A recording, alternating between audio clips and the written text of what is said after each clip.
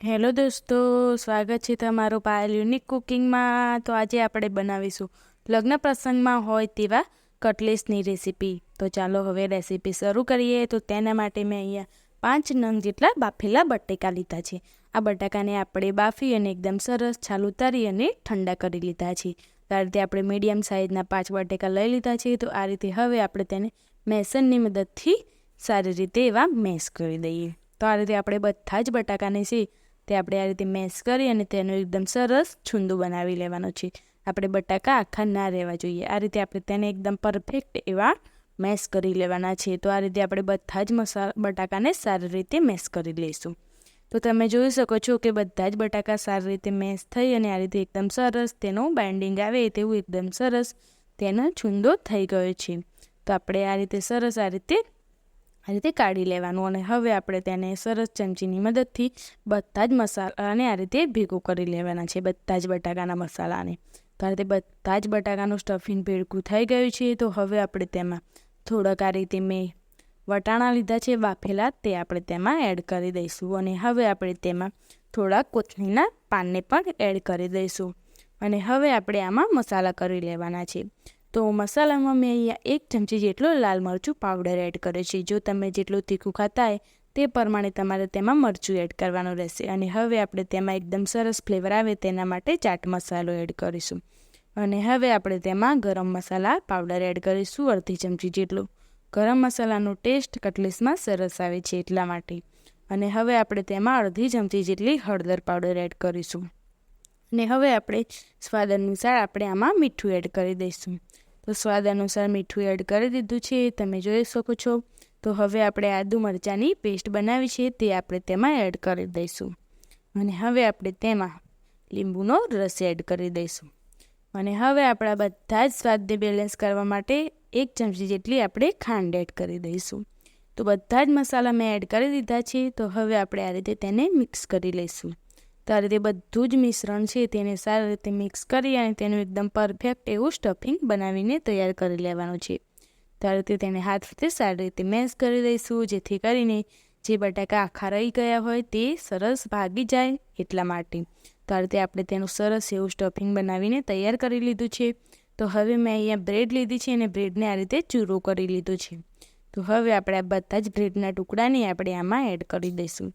આપણે બ્રેડ છે તેને આ રીતે મેશ કરીને જ લેવાની છે અને હવે આપણે આને સારી રીતે મિક્સ કરી દઈશું. આ રીતે બ્રેડનો ભૂકો ઉમેરવાથી આપણા કટલેસનો શેપ એકદમ આસાનીથી આવી જાય છે એટલા માટે.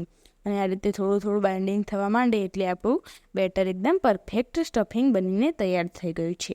તો હવે આપણે આમાંથી કટલેસ બનાવી લઈએ.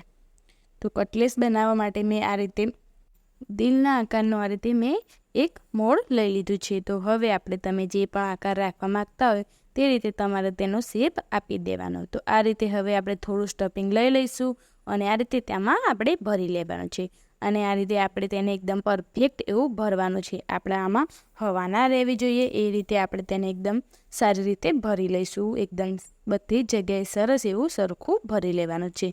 તો આ રીતે બંને બાજુથી આપણે તેને દબાવતા જઈએ અને એકદમ સારી રીતે આને એકદમ પરફેક્ટ એવું ભરી અને તૈયાર કરી લઈશું. તો તમે જોઈ શકો છો કે આ રીતે એકદમ સરસ આપણે તેને ભરી લીધું છે. તો આપણે કટલેસ બનાવવા માટે આ રીતે સરસ દબાવી અને તેમાં સ્ટફિંગ ભરી લેવાનું છે.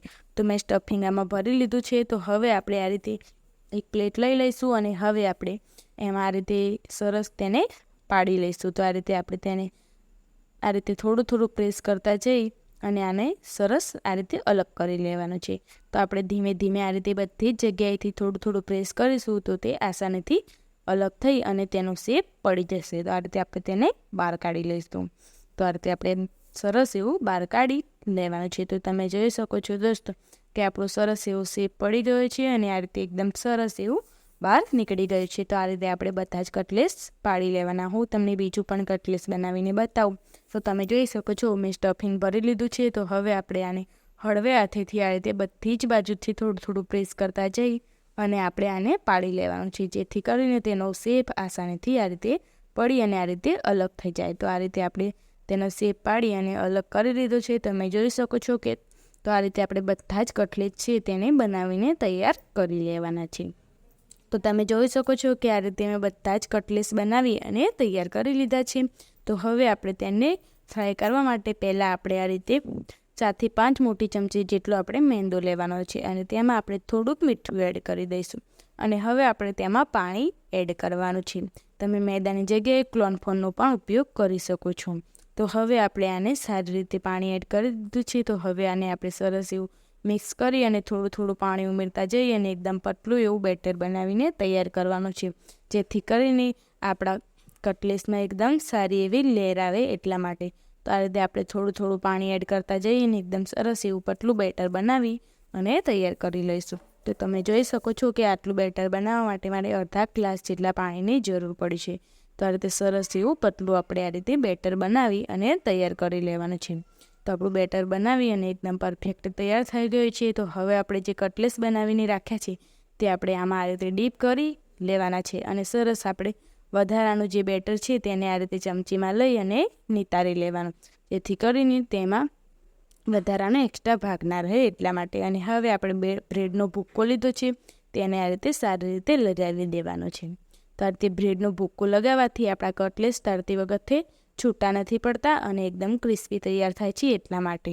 તો આ રીતે આપણે બધી જ જગ્યાએ આ રીતે સરસ એવો બ્રેડનો ભૂક્કો લગાવી દેવાનો છે. તમે જોઈ શકો છો કે આપણે બધી જ બાજુએ સરસ એવો બ્રેડનો ભૂક્કો લગાવી અને કટલેસને એકદમ પરફેક્ટ એવો તૈયાર કરી લીધો છે. તો તમે જોઈ શકો છો કે આપણા કટલેસ એકદમ સરસ બનીને આ રીતે તૈયાર કરી લેવાના. અને હવે આપણે આને સાઈડમાં મૂકી અને થોડીવાર માટે આને સેટ થવા રાખી લઈશું 10 મિનિટ જેવું.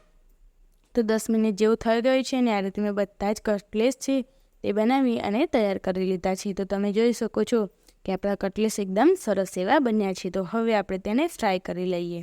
તો તેના માટે મેં અહીંયા તેલ ગરમ થવા રાખ્યું છે અને આપણું તેલ ગરમ થઈ ગયું છે. તમે જોઈ શકો છો કે આ રીતે બ્રેડનો ટુકડો નાખ્યો તો તે આ રીતે સરસ એવો તરત જ ઉપર આવી ગયા છે. તો હવે આપણે આને કાઢી લઈશું.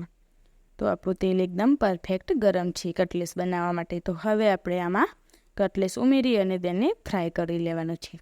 તો આ રીતે મેં એકસાથે 2 કટલેસને ઉમેરી લીધા છે અને હવે આપણે આને તરત જ પલટાવવાના નથી. આને થોડીક વાર માટે તેની સાઈડ એકદમ પરફેક્ટ એવી કૂક થાય ત્યાં સુધી આપણે તેને ફ્રાય કરી લઈશું અને હવે આપણે આને થોડીવાર માટે આમ જ ફ્રાય થવા દઈશું, જેથી કરીને તે એકદમ સારી રીતે સેટ થઈ જાય એટલા માટે. તો આ રીતે એકદમ સરસ આપણે તેને ચમચાથી થોડા હલાવતા જઈ અને આને આપણે ફ્રાય કરવાના છે. આપણે આને પહેલાં પલટાવી નથી નાખવાના. તો આ રીતે આપણે એકદમ સરસ આ રીતે તેને ફ્રાય કરી લઈશું, જેથી કરીને તે તેલમાં છૂટા ના પડે અને આપણા કટલેસ એકદમ પરફેક્ટ એવા બની જાય એટલા માટે. તો આ રીતે આપણે તેને હલાવી અને સારી રીતે ફ્રાય કરી લઈશું. અને આપણા કટલેસ થોડા સેટ થઈ જાય એટલે આપણે ગેસની ફ્લેમ મીડિયમ કરી લેવાની અને મીડિયમ ગેસની ફ્લેમ પર આપણે આને એકદમ ક્રિસ્પી થાય ત્યાં સુધી કૂક કરી લેવાના છે. તો આપણા થોડો ગોલ્ડન કલર આવી ગયો છે, તમે જોઈ શકો છો. તો આપણે આને પલટાવતા જઈ અને આ રીતે આપણે એકદમ ક્રિસ્પી એવો ગોલ્ડન કલર આવી જાય ત્યાં સુધી આપણે આને કૂક કરી લઈશું. તો આ રીતે સરસ એવા હલાવતા જઈ અને આપણે આને સરસ એવા કૂક કરી અને તૈયાર કરી લઈશું. તો એકદમ ફટાફટ આપણા ગરમા ગરમ કટલેસ બનીને તૈયાર થઈ જશે. તો તમે જોઈ શકો છો કે આનો કલર એકદમ સરસ આવી ગયો છે. તો હવે આપણે આ રીતે જારામાં લઈ લઈશું અને આ રીતે મેં બધા જ કટલેસ છે તે બનાવી અને તૈયાર કરી લીધા છે. તમે જોઈ શકો છો કે આપણા કટલેસ એકદમ પરફેક્ટ એવા બનીને તૈયાર થઈ ગયા છે. તો હવે આપણે તેને સર્વ કરી દઈશું. તો તમે જોઈ શકો છો દોસ્તો કે આપણા બધા જ કટલેસ બનીને તૈયાર થઈ ગયા છે અને એકદમ સરસ તેવા ક્રિસ્પી એવા કટલેસ આપણા બનીને તૈયાર થઈ ગયા છે. તો હવે આપણે તેને ટમેટો કેચઅપ સાથે સર્વ કરીશું.